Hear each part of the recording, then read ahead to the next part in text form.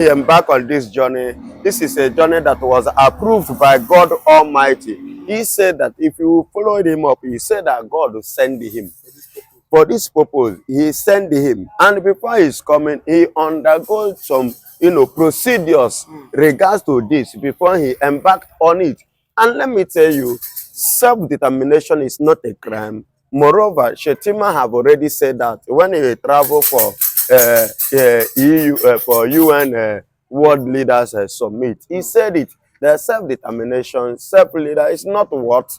Against the law. That the people should be allowed, the people of the land should be allowed. You understand? And look at it today. That is what Mazen Nnamdi Kanu is going through. You understand? You see all those things they are bringing out and they are coming up as an evidence against Mazen Nnamdi Kanu was already trashed unknowingly to the fake witness. All those elements, paid elements who cover themselves with a masquerade and forgot that the only time you can wear masquerade is on a festival days. But these days, Nigerian court have become a place of a festival where you can wear masquerade and come and display. It's quite very, very amazing. And it's very, very alarming that, see, my brother, you said that Mazen Nnamdi Kanu, because of what he said in 2017, which I could remember when he said that in Biafra land, that any Fulani that take the life of a Biafran should be aware, known that his own life will be taken too. My brother, it's not a crime, it's not a sin. Why can't you manage if you don't want, your own life to be taken, then stay, you don't take another person's life. Then moreover, friendship or relationship or marriage is not by force. But stay in your own place. Let me stay in my own place. Manage what you have. Let me manage what I have. You left all the way from the north. Do you know how many kilometers? All the way from the northern part of Nigeria down to the east. Then you travel that far distance to go and kill somebody. And you expect yourself to kill and not to be killed. It's not going to work. You cannot take the life of my child and expect me to, maybe that's why the fact that being a man of God or a preacher, you expect me to clap for you. But man, even before I remember that I'm a man of God, I would have done something. I would definitely do something. Do you understand me? I will do something before something happens. Do you get me? And that is it. I don't care. And that is the nature, and that is how it's supposed to be. So in that regards to this, this thing have showed you and I that of a truth that the federal government did not really actually have anything against Mazen Nnamdi Kanu. They don't have anything against him. And neither are they working, pari passu, hand to hand, with even their lawyer or with their, who they call as their what? The witness. I don't know if you are getting me. And that's just a fact. So, my brother, as I speak to you, as it stands now, the other day I told you as I was in area with the area commander, I said, oh, Gaya, as it is now, you can see what is happening. Is this against the law? Is it not according to the UN law? That is the question. Is it against the law? The UN is there. They have their law. Even according to Nigerian constitution, if you go to the constitution of Nigeria, the constitution said, section 138, subsection 1, stated clearly that he himself, as Mazen Nnamdi Kanu, as anybody, not only Mazen Nnamdi Kanu, anybody as a citizen of this country, have the right to do what? To stand and defend the land. You have right to fight for your self-determination, for your self-freedom. It is constitutional. You understand? It is not against the law, but it's just that being an Igbo man, it has become something that anything that comes from the Igbo. For example, now let's assume the Igbos are the one visiting all the states in Nigeria, killing people. Look at the killing that took place in Benue. Look at the killing that took place in Plateau State. Look at the killing that took place. They are extending it now to Kogi. Funny enough, it was the other, we are now in May. Last month, could you believe that in Kwara State, that a new terrorist group formed. They have given the Kwara indigene a quit notice to quit from their land. See, was it not 3 days ago in Enugu State? Now, my brother, I want to say this. Are you trying to tell me that if Igbos are the one doing this to other tribes, are you telling me that Nigerian government will not rise to do something ever since till now? Look at what happened in Urome, in Benin. Do you understand? In Urome, that killing of the 16 of the Fulanis that they caught, that jungle justice. See the way Sanusi, Atiku, Sultan of Sokoto, all of them rose up, which Mr. President now sent a marching order over that issue. You remember there is a video even this morning concerning a young man who, whether he borrowed 1.5 million to invest on a farmland, which the Fulanis enter and cut his hand. You can see the video. He was caught and he ran away for his own dear life, escape, which the other people now came outside, was like, okay, see what is happening, look at my farmland, look at the garden, look at everything, how these people destroy it. You know, they don't see anything regards to this, because it's what is a Fulani. Actually, I want to ask a question. Is Fulani the only people existing in this country? Are they the owner of Nigeria? But they are and you see them doing all manner of things without anybody challenging or checkmating them. I've never seen a Fulani man being, arrested by Nigerian police or bring to court or bring behind bar because of this atrocity. But somebody just said, do not kill my people. If you kill my people, you too will be killed. They pick it as an offense. And before the forming of the ESN, what happened? So is it not the same thing that triggers Amoteku? Did we have anything like Amoteku before in the Nigeria? No. What happened? What triggers the late Akeredolu of Owo? I could vividly remember Owo massacre that made him to do what? To form Amoteku. For the safety of the people of the land, life and property. You cannot use your own to destroy another person's own. And when they touch your cow, you begin to vibrate. But the same, you use your own cow to destroy somebody's source of income. Okay, but what they said, Nnamdi Kanu promoted violence, and at the same time promoted secession from Nigeria. He said he promoted violence and secession, that he promoted that the Igbos should leave or should be secession away from Nigeria. No, my brother, no. Let me clear this. Let me clear the air.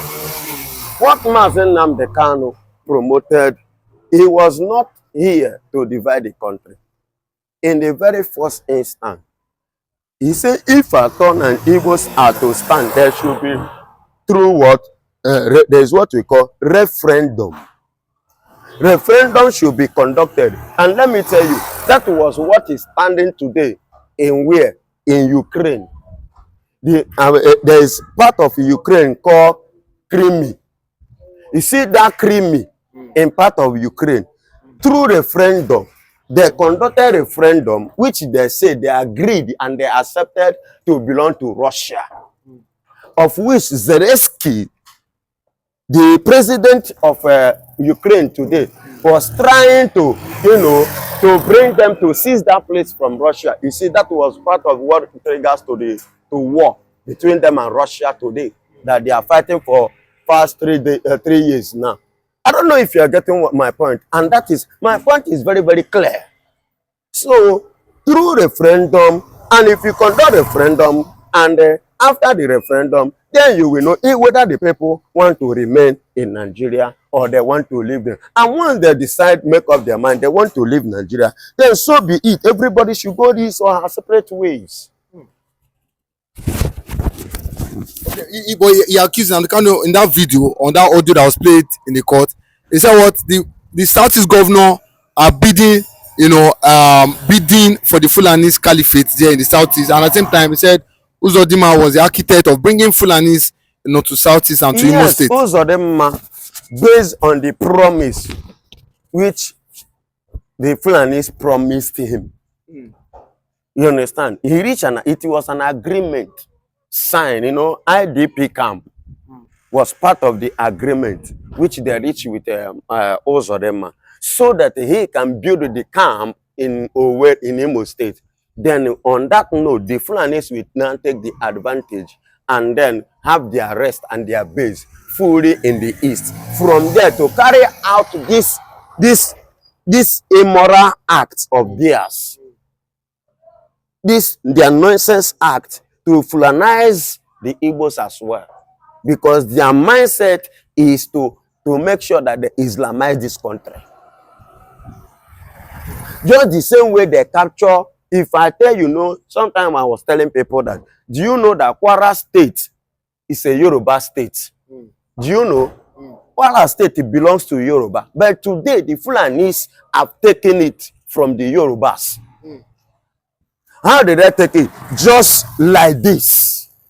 They will not tell you that this is what they are coming after or this is what they come for. They will, with the style, they will enter. And once they enter, the next thing they will start to, they will kill and they will occupy. They will kill, they will occupy. That was how they kill everyone in Kwara and they occupy. In this thing, let me tell you, let me just give you a brief of the history of how they occupy Kwara. This thing happened like this. Back in the years, there were obas, kings, kingdoms fighting. And one of the kingdom and the kings from Kwara asked by the Fulanis that they will help him with a condition that when they help you go to fight, when you win, then you will give us a place to stay to rear our cow. And the Oba agreed. And they supported him to do that. And they killed the conquer. When they, after the battle, all this civil, all this money in our land, always bring that kind of quarrel. Finally, through, the Oba won the battle. And they returned back and they went to Oba and said, you have won the battle and we reached an agreement. Please, can you just fulfill what you have promised? Oba, with a free heart, give them a portion for them to stay and rear their cow. That was how they started in Kwara State. Gradually, they started killing the Kwarians. On that note, to the point they occupied the place and killed the Oba himself and took over the power. Like 4 or 5, this I'm telling you, go and do your findings. Like 4 or 5 years ago, there was a festival that Yoruba used to do in Kwara State. When they want to do it, the Fulanis rose up and warned them not to do it. That if they do it, that they are going to kill them. Do you understand? Of which the Yorubas did not do it up to this very day that as I speak to you. Before this final warning, now that they should put in the ancestral land. Do you know what that means? These people, and government is not doing it. They are not even looking to it. They are not even thinking towards that direction. They don't even care. But they only care about Mazen Nnamdi Kanu say this, Mazen Nnamdi Kanu say that. He is saying it. Did you see him carry any action? He said this, he said that. Do you see cutlass in his hand? Do you see Paco in his hand? Do you see gun in his hand? But there are people that are killing, raping our girls, raping our women, kidnapping. You've not done anything.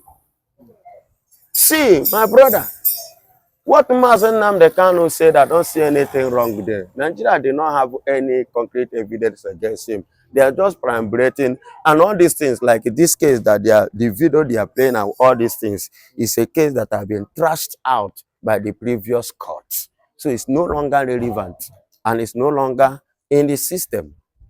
I don't know how come they are coming. In fact, see, Nigeria should wake up. Nigeria should wake up. They are supposed to know that they are supposed to have, grown more than this level that they are. They should learn. They should learn. See countries like Burkina Faso, other nations trying to, to develop, to go, to advance. Nigeria still remain playing a whole giant of Africa, playing this kind of card in the court, in a case, issues like this. see Burkina Faso rising up against terrorism. Look at that small country today. Nigeria is here celebrating terrorism, enjoying terrorism, promoting them, clapping hand. You say you touch a Fulani, everybody will rise up. There will be a marching order. But Fulanis have been touching lives, taking lives, and no marching order. But my one day is coming. I don't know the day, but a day shall come when Nigerians, including you, will be forced, we will be forced to take action. Because by the time they kill you, I don't know if you have ever been alive like this, see your own blood, say na Fulani kill him, you don't see him. If you carry him like this, maybe you can't kill, then kill the one where you like a pass. Now that time you go feel the pain. As it is now, when everybody, most of us feel say nothing there. When they kill the one where pain you, you go know how far. When they kill your own person, now that time you go know how others are feeling. Okay, but one of the things that Nnamdi Kanu cried about was he said the UN, he has complained severally, but the UN has turned as if they turned their back on the Biafrans. That seeing these people cry almost every now and then. Listen to you me. know, he said is kind of painful. But he said they've conducted a referendum. Even we remember that ECPA has conducted a referendum. 50 million voted. But why do you think that? Do you think that the UN are not wanting to address the situation? Yes, my brother. The issue of UN, I see it they're mostly comprises of the Islamic people. And moreover now, this country is more or less of being Islam in the system of Islamization. Maybe that's the reason why they don't want to, give the audience to the report or the complaint that they have been getting, or that have been going to their platform. They don't want to pay attention to that.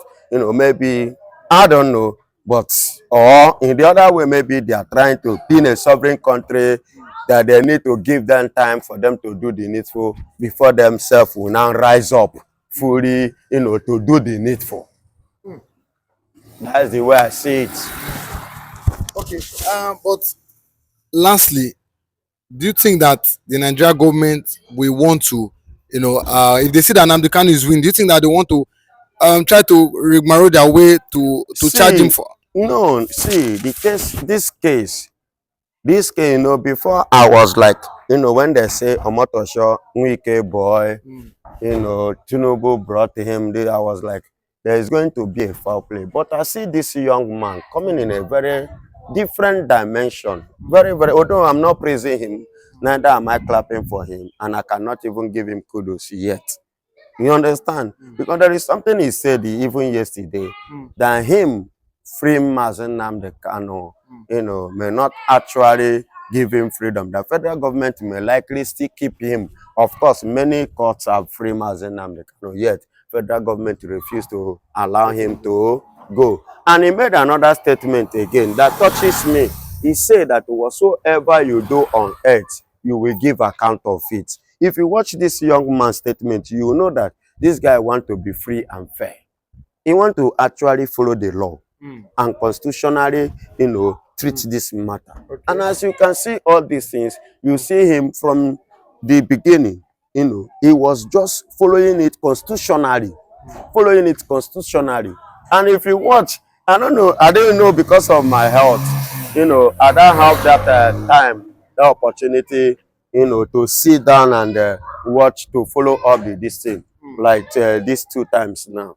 You understand? But the previous one, you will discover that this young man, actually want to do something quite different from what Nigerians are expecting, and he want to have a good legacy for himself, and he want that international recognition.